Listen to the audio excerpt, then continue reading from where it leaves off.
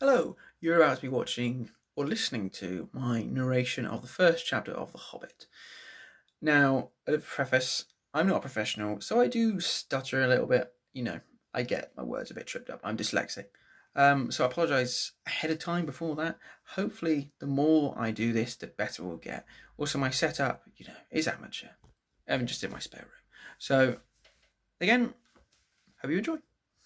Hello, and welcome to, let's call it Story Time with Sir Shaw. We're going to be starting with the first chapter of The Hobbit today. The Hobbit was very much requested by a lot of people on Instagram, so it's the best place for us to start with adding narration to the old page, the old repertoire. So, Chapter 1, An Unexpected Party. In a hole in the ground there lived a hobbit.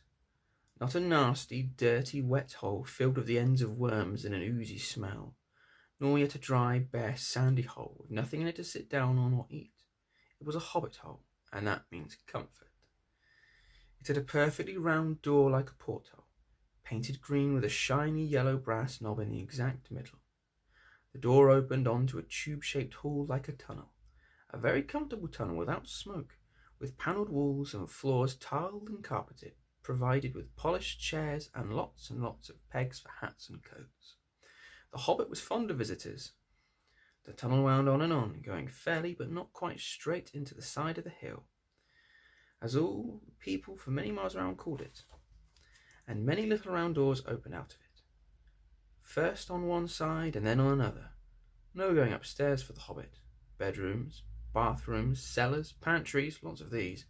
Wardrobes, he had whole rooms devoted to clothes. Kitchens, dining rooms, all were on the same floor, and indeed on the same passage. The best rooms were all on the left-hand side going in, for these were the only ones to have windows, deep-set round windows looking over his garden and meadow beyond, sloping down to the river. The Hobbit was a very well-to-do Hobbit, and his name was Baggins. The Bagginses had lived in the neighbourhood of the hill for time out of mind, and people considered them very respectable, not only because most of them were rich, but also because they never had any adventures or did anything unexpected. You could tell what a Baggins would say on any question without the bother of asking him. This is a story on how a Baggins had an adventure and found himself doing and saying things altogether unexpected. He may have lost the neighbours' respect, but he gained, well, you'll see whether he gained anything in the end. The mother of this particular hobbit. What is a hobbit? I suppose hobbits need some description nowadays, since they've become rare and shy of the big people, as they call us. They are, or were, little people about half our height and smaller than the bearded dwarves. Hobbits have no beards. There is little or no magic about them, except the ordinary, everyday sort, which helps them disappear quietly and quickly, when large, stupid folk like you and me blunder along, making a noise like elephants, which they can hear a mile off. They are inclined to be fat in the stomach.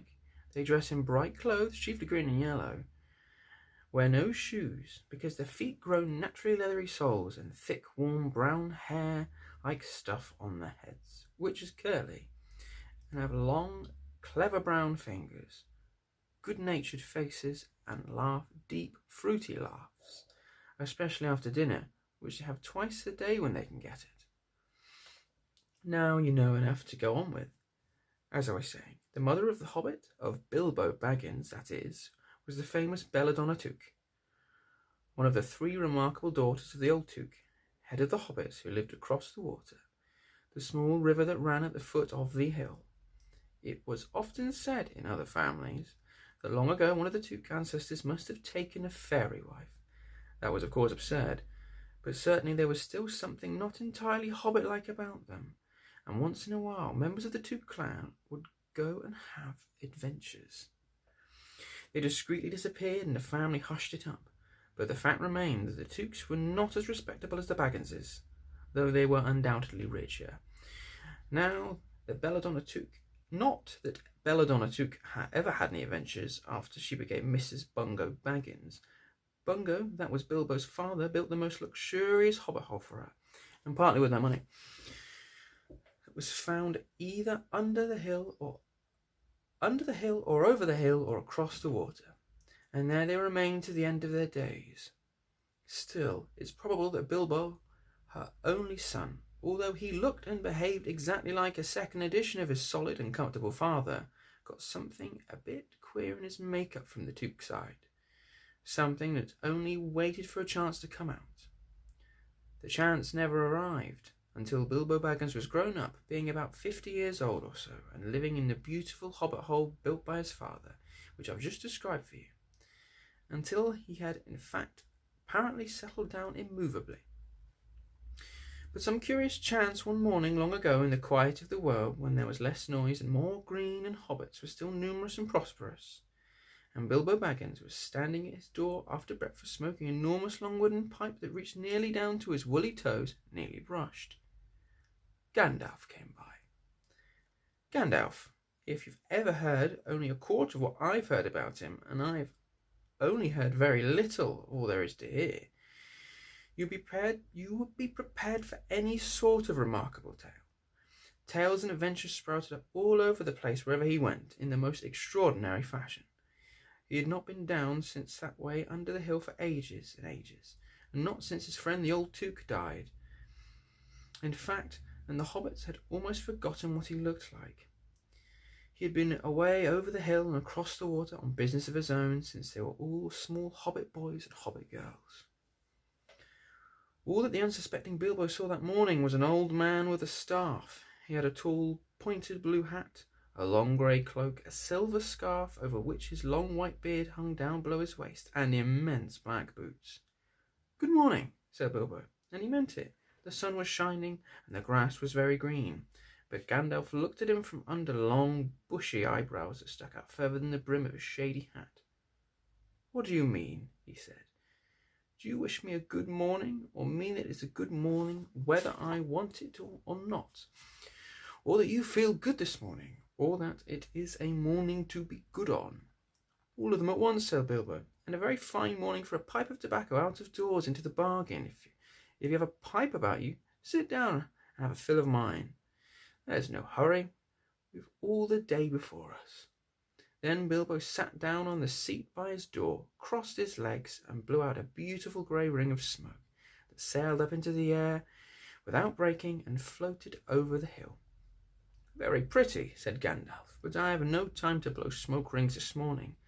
I'm looking for someone to share in an adventure I'm arranging, and it's very difficult to find anyone." "I should think so in these parts. We're plain quiet folk, and have no use for adventures. Nasty, disturbing, uncomfortable things. Make you late for dinner."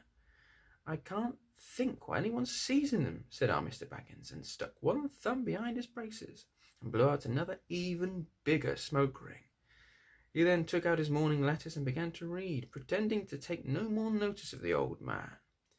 He had decided he was not quite his sort, and wanted him to go away, but the old man did not move.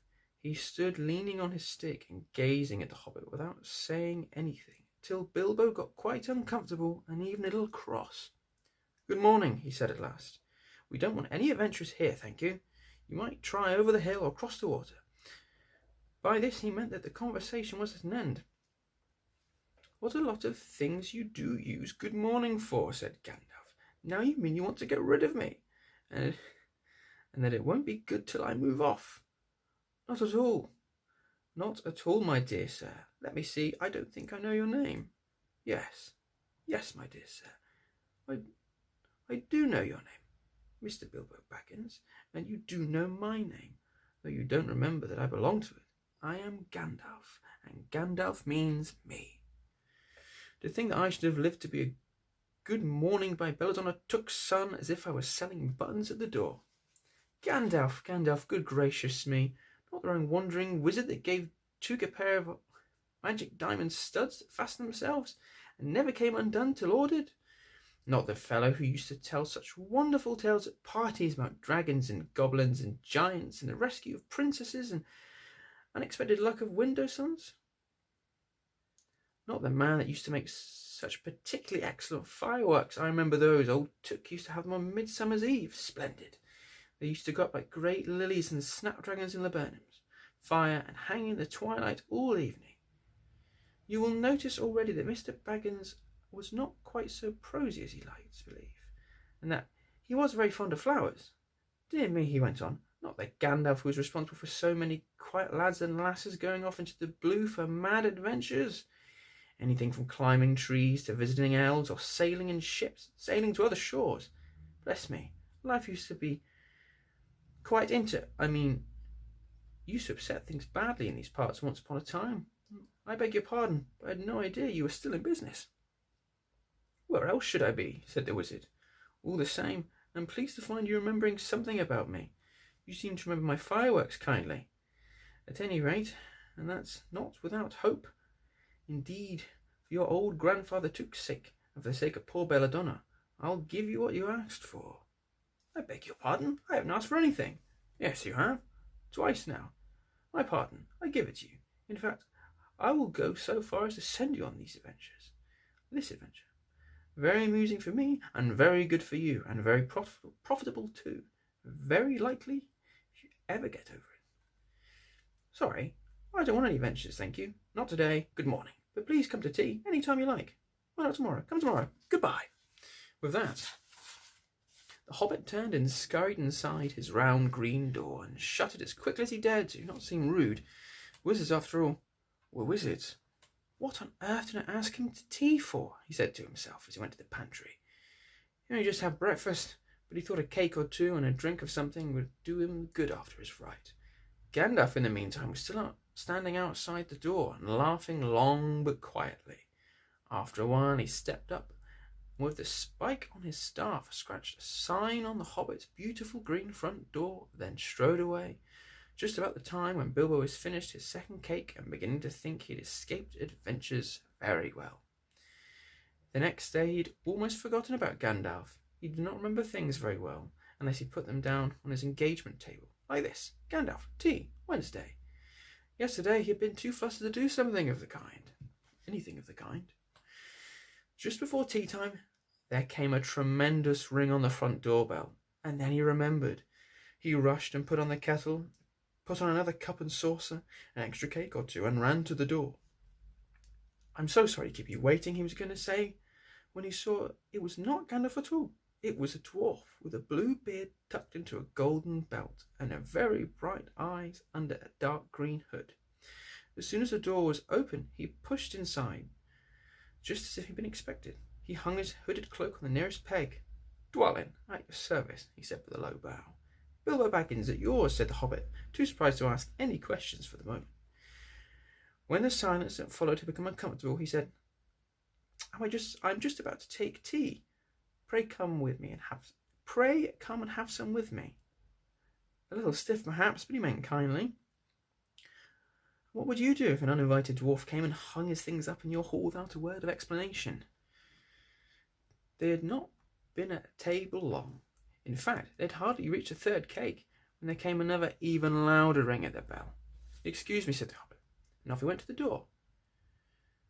So you have got there at last. That was what he was going to say to Gandalf this time, but it was not Gandalf. Instead, there was a very old-looking dwarf on the step with a white beard and a scarlet hood, and he too hopped inside as soon as the door was opened, just as if he'd been invited. I see they've begun to arrive already, he said, when he caught sight of Dwalin's great green hood hanging up. He swung his red one next to it. Swung. Balin, at your service, he said, with his hand on his breast. Thank you, said Bilbo with a gasp.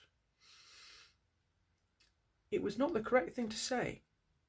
They have begun to arrive, but had flustered him badly. He liked visitors, but he liked to know them before they arrived, and he preferred to ask them himself. He had a horrible thought that the cakes might run short, and then he, as the host, who knows his duty, and then stuck to it however painfully, might have to go without. Come along and have some tea, he managed to say after taking a deep breath. A little beer would suit me better if you have any all the same. If it's all the same to you, good sir, said Balin with his white beard. But I don't mind cake, seed cake if you have any. Lots.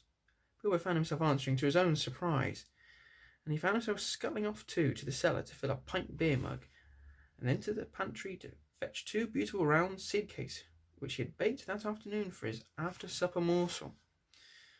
When he got back, Balin and Dwalin were talking at the table like old friends. As a matter of fact, they were brothers. Bilbo plumped down the beer and the cake in front of them, when loud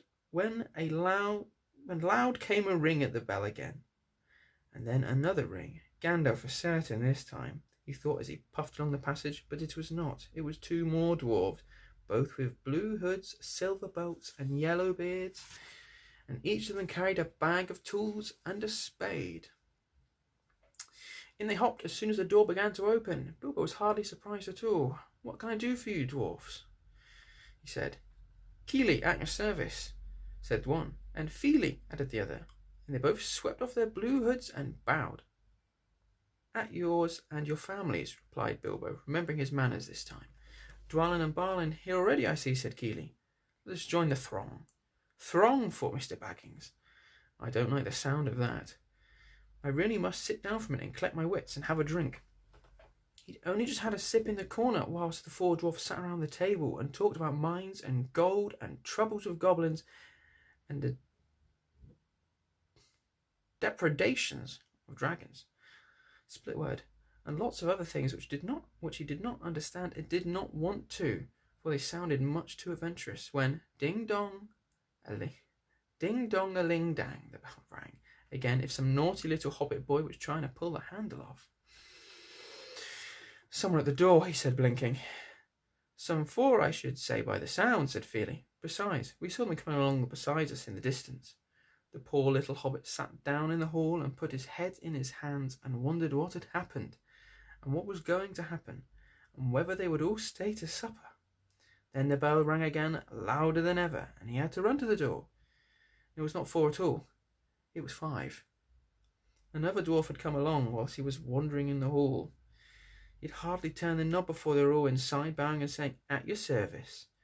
One after another, Dory, Nori, Ori, Oin, and Gloin were their names, and very soon 2 purple hoods, a grey hood, a brown hood, and a white hood were hanging on the pegs, and off they marched, with their broad hands stuck in their gold and silver belts, to join the others. Already it had almost become a throng. Some called for ale, and some for porters, and one for coffee, and all of them for cakes.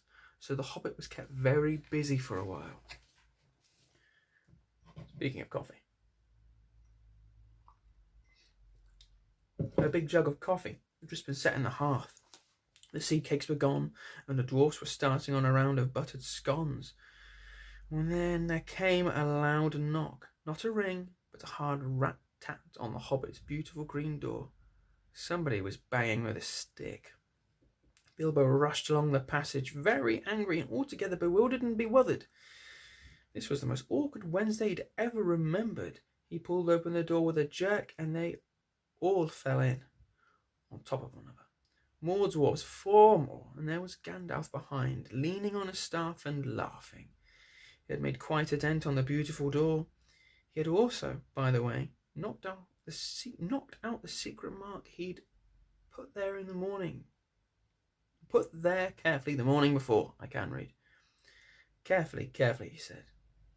It's not like you, Bilbo, to keep friends waiting on the mat. And then open the door like a pop gun. Let me introduce Biffa, Boffa, Bomber, and especially Thorin.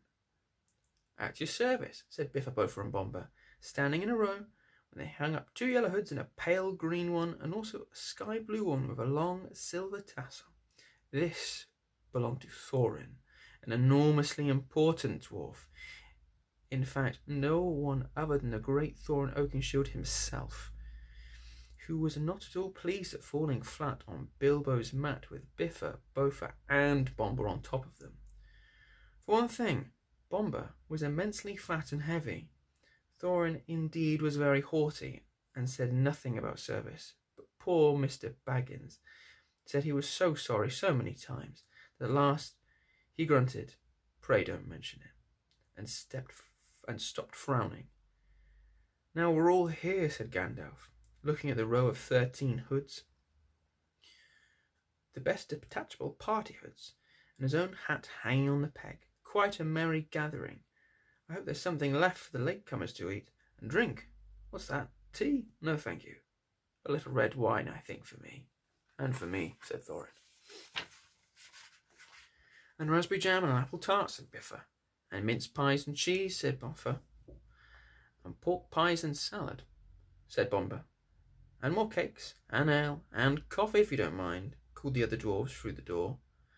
Put on a few eggs there, good fellow, Gandalf called after him, as the hobbit stumped off to the pantries, and just bring out the cold chicken and pickles.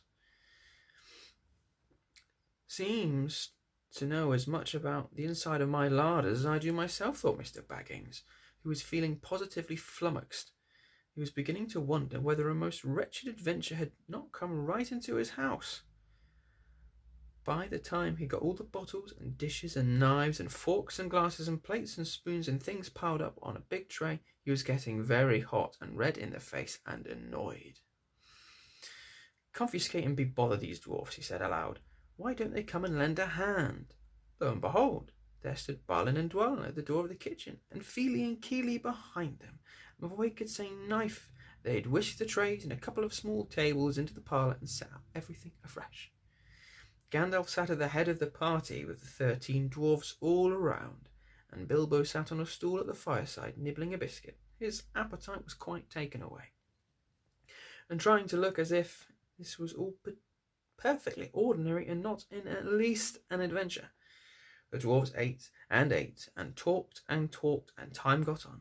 At last they pushed their chairs back, and Bilbo made a move to collect the plates and glasses. I suppose you will all stay to supper, he said in his politest, unimpressing tones.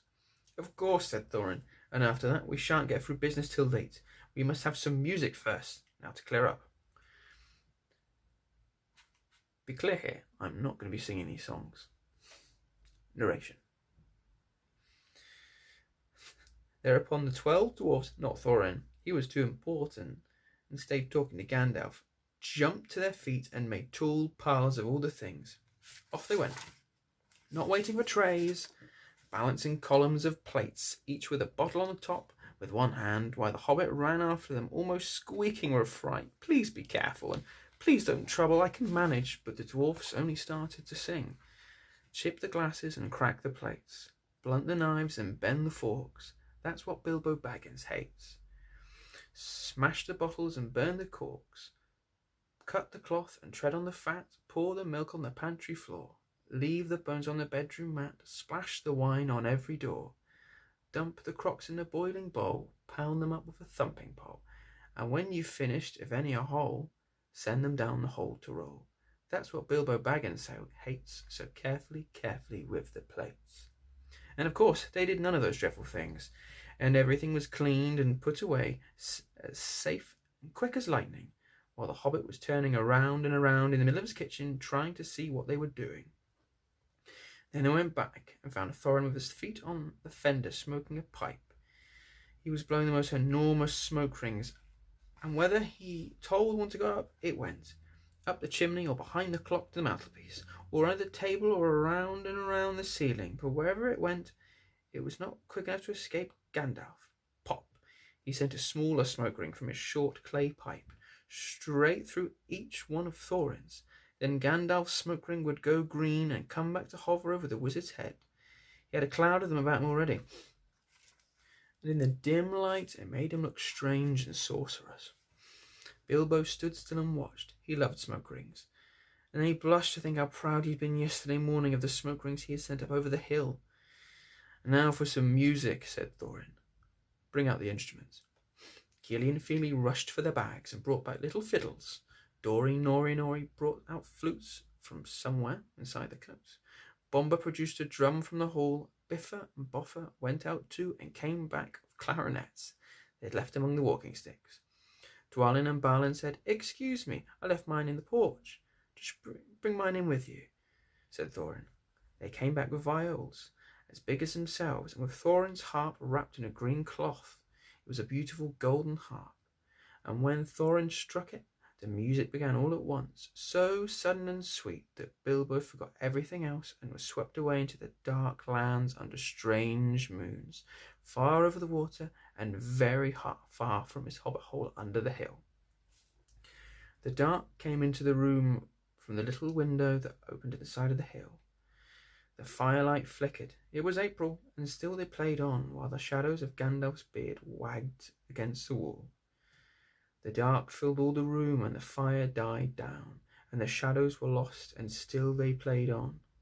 And suddenly, first one and then another began to sing as they played, deep-throated singing of the dwarfs in the deep places of their ancient homes. And this is like a fragment of their song, if it can be like their song without their music.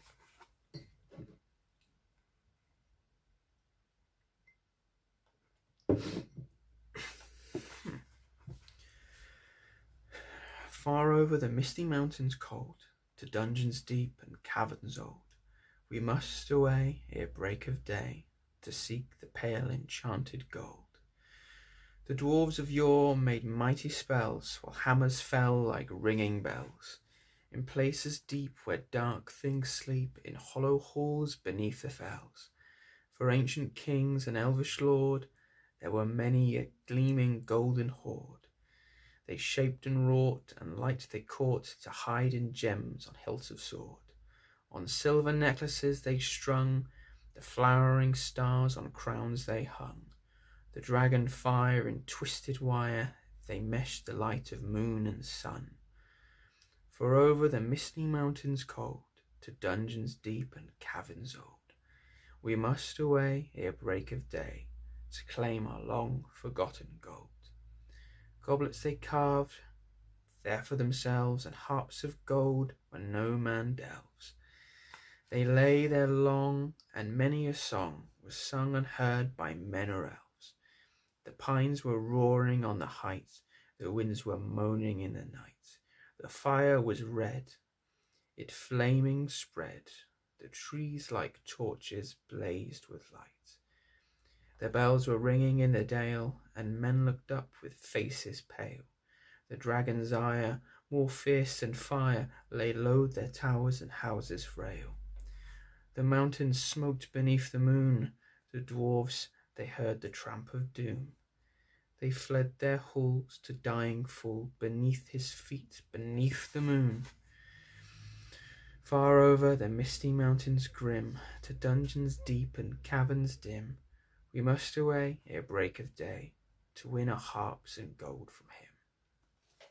As they sang, the hobbit felt the love of beautiful things made by hands and by cunning and by magic moving through him, a fierce and jealous love, the desire of the heart of the dwarfs. Then something Tookish woke up inside him, and he wished to go and see the great mountain, and hear the pine trees and the waterfalls, and explore the caves, and wear a sword instead of a walking stick. He looked out of the window. The stars were out in the dark sky above the trees. He thought of the jewels of the dwarfs shining in dark caverns. Suddenly, in the woods beyond the water, a flame leapt up, probably someone lighting a wood fire, and he thought of plundering dragons settling on the quiet hill and kindling it all to flames. He shuddered. And very quickly he was playing Mr. Baggins of Bag End Underhill again. He got up trembling. He had less than half a mind to fetch the lamp, and more than half a mind to pretend to, and go and hide behind the beer barrels in the cellar, and not come out again until the dwarfs had gone away. Suddenly he found that the music and the singing had stopped, and they were all looking at him with eyes shining in the dark. They're not shining. "Where are you going?" said Thorin in a tone that seemed to show that he'd guessed both half of the hobbit's mind. "What about a little light?" said Bilbo apologetically. "We like the dark," said all the dwarfs. "Dark for dark business. There are many hours before dawn." "Of course," said Bilbo, and sat down in a hurry. He missed a stool and sat in the fender, knocking over the poker and shovel with a crash. "Hush," said Gandalf. "Let Thorin speak." And this is how Thorin began. "Gandalf, dwarfs, and Mr. Baggins, we are met together in the house of our friend and fellow co-conspirator, and this most excellent and audacious hobbit, may the hair on his toes never fall out, prays to the wine and ale." He paused for breath and for a polite remark from the hobbit, but the compliment were quite lost on poor Bilbo Baggins, who was wagging his mouth in protest at being called audacious, and worst of all, fellow conspirator. Though no noise came out, he was so flummoxed, so Thorin went on.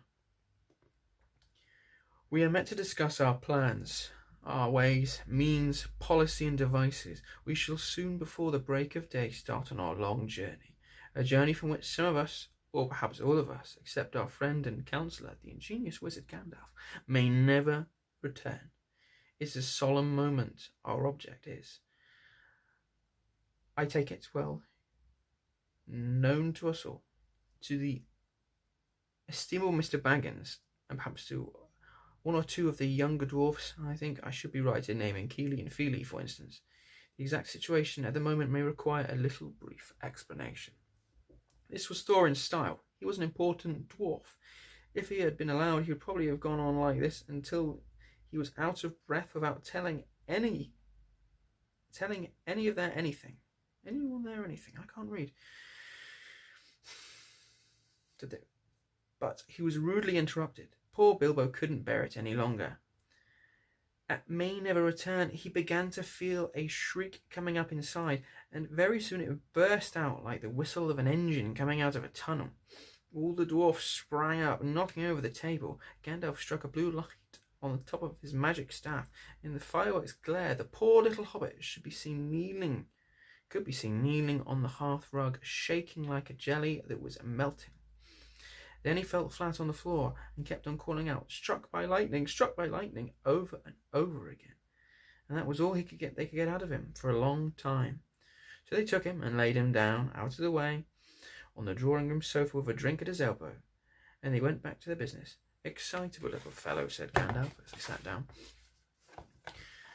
Gets funny fits, but he's one of the best. As fierce as a dragon in a pinch. If you have ever seen a dragon in a pinch, you will realise that this was only poetical exaggeration applied to any hobbit. Even to great-granduncle Bullroarer. He was so huge for a hobbit that he could ride a horse. He charged the ranks of the goblins of Mount Graham in the Battle of Greenfield, and knocked their King Golfinbull's head clean off a wooden club. He sailed 100 yards through the air and went down a rabbit hole. And in this way the battle was won, and the game of golf invented at the same moment. In the meanwhile, however, Bullroarer's gentler descendant was reviving in the drawing-room, and after a while and a drink, he crept nervously to the door of the parlour. This is what he heard. Gloin speaking, or some snort, or less like that. Will he do you think? It's all very well for Gandalf to talk about the hobbit being fierce, but one shriek like that in a moment of excitement would be enough to wake the dragon and all his relatives and kill a lot of us. I think it sounded more like fright than excitement. In fact, if it had not been for the sign on the door, I should have been sure we'd come to the wrong house. As soon as I clapped my eyes on the little fellow bobbing and puffing on the mat, I had my doubts. He looks more like a grocer than a burglar. Then Mr. Baggins turned the handle and went in. The two decided one. He suddenly felt he could go on without bed and breakfast, to be thought fierce. As for little fellow bobbing on the mat, it almost made him really fierce. Many a time afterwards, the Baggins part regretted what he did now, and he said to himself, Bilbo, you were a fool. You worked right in and put your foot in it. Pardon me, he said. If I've ever heard words that you were saying, I don't pretend to understand what you're talking about, or your reference to burglars, but I think I'm right in believing, and this is what he called being on his dignity, that you think I'm no good. I will show you. I have no signs on my door. It was painted a week ago, and I'm quite sure you've come to the wrong house. As soon as I saw your funny faces on the door, I had my doubts, but treat it as the right one. Tell me what you want done, and I will try it. If I have to walk from here to the east of east and fight the wild wereworms in the last desert. I had a great-great-great-great-granduncle once, Bullroarer took, and yes, but that was long ago, said Gloin. I was talking about you, and I assure you there is a mark on your door, the usual one in the trade, or used to be. Burglar wants a good job, plenty of excitement and responsible reward. That's how it is, usually read. You can say expert treasure hunter instead of burglar if you like. Some of them do. It's all the same to us. Gandalf told us that there was a man of this sort in these parts looking for a job at once, and that he'd arranged for a meeting here this Wednesday tea time. Of course there's a mark, said Gandalf. I put it there myself for very good reason. You asked me to find the 14th man for your expedition, and I chose Mr. Baggins. Just let anyone say I chose the wrong man or the wrong house, and you can stop at 13 and have all the bad luck you like, or go back to digging coal. He scowled so angry at Gloin that the dwarf huddled back in his chair. When Bilbo tried to open his mouth to ask a question, he turned and frowned at him and stuck out his bushy eyebrows, till Bilbo shut his mouth tight with a snap. That's right, said Gandalf. Let's have no more argument. I have chosen Mr. Baggins, and that ought to be enough for you all. If I say he's a burglar he is, or will be when the time comes. There's a lot more in him than you can guess, and a deal more than he has any idea of himself. You may possibly all live to thank me yet. Now, Bilbo, my boy, fetch the lamp, and let's have a little light on this. On the table, in the light of the big lamp, with a red shade, he spread a piece of parchment, rather like a map. This was made by Thror, your grandfather, Thorin. He said, in the answer to the dwarf's excited questions, it is a plan of the mountain. I don't see that this will help us much, said Thorin, disappointedly after a glance. I remember the mountain well enough, and the land about it. I know where Mirkwood is, and the withered heath, where the great dragons bred. There is a dragon marked in red on the mountain, said Balin. It will be easy enough to find him without that, if we ever to arrive. There is one point that you haven't noticed, said the wizard, and that is the secret entrance. You see the rune on the west side, and the hand pointing to it from the other runes. That marks a hidden passage to the lower halls.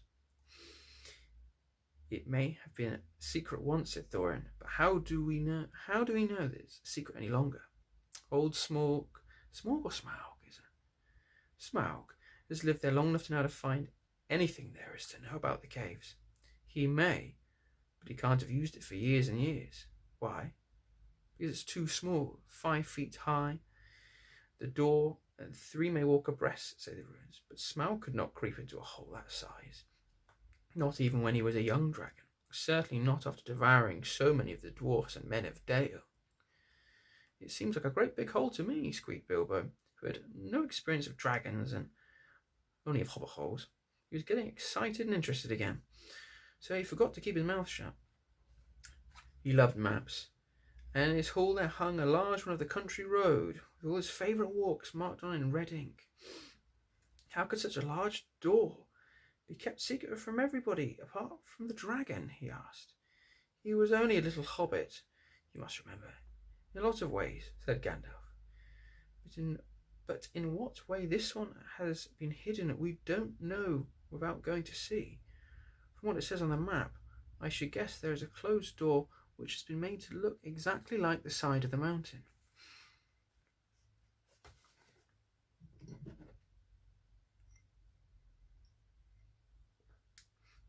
That's the usual dwarves method, I think. That isn't quite right, said Thorin. Also, went on Gandalf, I forgot to mention that with the map went a small key, and a curious key. Here it is, he said, and handed to Thorin a key with a long barrel, intricate wards made of silver. Keep it safe. Indeed I will, said Thorin, and he fastened it upon a fine chain that hung around his neck and under his jacket. Now things begin to look more hopeful. This news alters them much for the better. So far we have no clear idea what to do. We thought of going east as quiet, as carefully as we could, as far as the Long Lake. After that the trouble will begin. A long time before that, if I know anything about the roads east, interrupted Gandalf. We might go far from there, up along the river running, went on Thorin, taking no notice, and so to the ruins of Dale, the old town in the valley there, under the shadow of the mountain. But we none of us like the idea of the front gate. The river runs out of it through the great cliff at the south of the mountain, and out of it comes the dragon too, far too often unless he's changed his habits. That would be no good, said the wizard, not without a mighty warrior, even a hero. I try to find one, but warriors are busy fighting one another in distant lands, and in this neighbourhood heroes are scarce, or simply not to be found. Swords in these parts are mostly blunt, and axes are used for trees, and shields are cradles or dish covers. And dragons are comfortably far off, and therefore legendary. That is why I settled on burglary, especially when I remember the existence of a side door, and there's our little Bilbo Baggins, the burglar, the chosen and selected burglar. So now let's get on and make some plans. Very well then, said Thorin. Supposing the burglar expert gives us some idea of suggestions, some ideas or suggestions. He turned with mock politeness to Bilbo. First, I should like to know a bit more about things, said he, feeling all confused and a bit shaky inside, but so far still tookishly determined to go on with things. I mean about the gold and the dragon and all that, and how it got there, and who it belongs to, and so on and further. Bless me, said Thorin, haven't you got a map? Didn't you hear our song? Haven't we been talking about all this for hours? All the same, I should like it all plain and clear, said he, ostentatiously putting on his business manner, usually reserved for people who tried to borrow money off him, and doing his best to appear wise and prudent and professional and live up to Gandalf's recommendation. Also, I should like to know about risks, out-of-pocket expenses, time required, and remunerations, and so on and so forth. By which he means, what am I going to get out of it? And am I going to come back alive? Oh, very well, said Thorin. Long ago, in my grandfather Thror's time, our family was driven out of the far north and came back with all their wealth and their tools to this mountain on the map. It had been discovered by my far ancestors, Thrain the Old. But now they mined and they tunnelled and they made huger halls and greater workshops. In addition, I believe they found a good deal of gold and a great many jewels too. Anyway, they grew immensely rich and famous, and my grandfather was king under the mountain. Again, and treated with great reverence by the mortal men who lived to the south, and were gradually spreading up the running river as far as the valley overshadowed by the mountain. They built the merry town of Dale. There in those days, kings used to send for our smiths and reward even the least skilfully most richly. Father would beg us to take the sons' apprentices and pay us handsomely, especially in food supplies, which we never bothered to grow or find for ourselves. Although those were good days for us, and the poorest of us had money to spend and to lend, and leisure to make beautiful things just for fun of it. Not to speak of the most marvellous and magical toys, the like of which is not to be found in the world nowadays. So my grandfather's halls became full of armour and jewels and carvings and cups, and the toy market of Dale was the wonder of the north. Undoubtedly, that was what brought the dragon. Dragons steal gold and jewels, you know, from men and elves and dwarves, wherever they can find them, and they guard their plunder as long as they live, which is practically forever unless they're killed, and never enjoy a brass ring of it. Indeed, they hardly know a good bit of work from a bad, although they usually have a good notion of current market value, and they can't make things for themselves, not even mend a little loose scale on their armour. There were lots of dragons in the north in those days, and gold was probably getting scarce up there, with the dwarfs flying south or getting killed, and all the general waste and destruction that dragons make, going from bad to worse. There was a most specially greedy, strong and wicked worm called Smaug. One day he flew up in the air and came south. The first we heard of it was the noise like a hurricane coming from the north, and the pine trees on the mountain creaking and cracking in the wind. Some of the dwarfs who'd happened to be outside, I was one luckily, a fine and adventurous lad in those days, was always wandering about, and it saved my life that day. Well, from a good way off we saw the dragon settle on our mountain in a spout of flame. Then he came down the slopes, and when he reached the wood, they all went up in fire. By the time all the bells were ringing in Dale and the warriors were armed, the dwarves rushed out of the great gates. But there was a dragon waiting for them. None escaped that way. The river rushed up in steam and fog fell on Dale, and in the fog the dragon came on them and destroyed most of the warriors. The unusual, unhappy story, it was only too common in those days.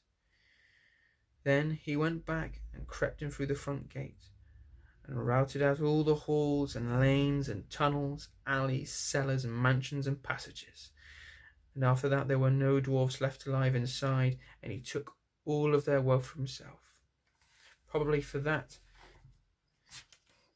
is the dragon's way. He had piled it all up in a great heap far inside, and sleeps on it for a bed. Later he used to crawl out of the great gate and come by night to Dale and carry away people, especially maidens, to eat, until Dale was ruined and all the people dead or gone. What goes on there now I don't know for certain, but I don't suppose anyone lives nearer to the mountain than the far edge of the long lake nowadays. The few of us that were outside sat and wept in hiding and cursed Smaug. And there we were unexpectedly joined by my father and my grandfather with singed beards. They looked very grim, but they said very little. When I asked how they had gotten away, they told me to hold my tongue and said that one day in a proper time I should know. After that we went away. We had to earn our livings as best we could up and down the land, often sinking as low as blacksmith work or even coal mining. But we've never forgotten our stolen treasure. And even now, when I would allow we have a good bit laid by, and are not so badly off. Here, Thorin stroked the gold chain around his neck. We still mean to get it back, and to bring our curses home to Smaug if we can. I've been wondering about my father's and my grandfather's escape. I see now they must have had a private side door which only they knew about, but apparently they made a map. And I should like to know how Gandalf got hold of it, and why it did not come down to me, the rightful heir. I did not get hold of it. I was given it, said the wizard. Your grandfather, Thror, was killed, you remember, in the mines of Moria by Azog the goblin. Curse his name, yes, said Thorin. And Thrain, your father, went away on the 21st of April, 100 years ago last Thursday, and he never been seen by you since. True, true, said Thorin. Well, your father gave me this to give to you, and if I have chosen my own time and way for handing it over, you can hardly blame me, considering the trouble I had to find you. Your father, I twinge, could not remember his own name when he gave me the paper, and he never told me yours. So on the whole, I think I ought to be praised and thanked. Here it is, said he, handing the map to Thorin. I don't understand, said Thorin, and Bilbo felt he would have liked to say the same. The explanation did not seem to explain.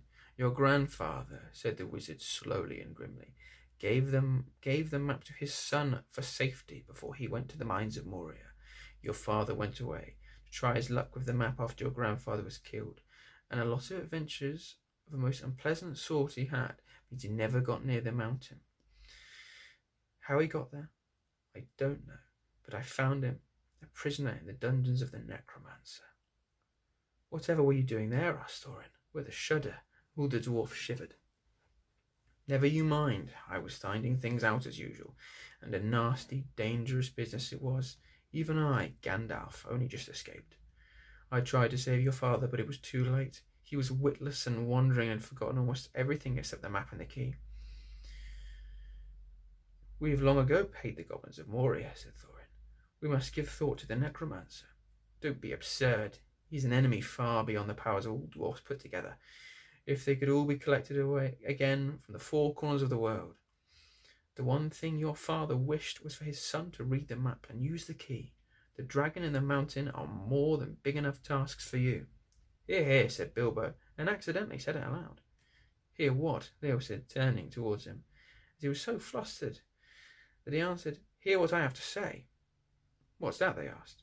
Well, I should say you ought to go east and have a look around. After all, there's a side door, and dragons must sleep sometimes, I suppose. If you sit on the doorstep long enough, I dare say you'll think of something.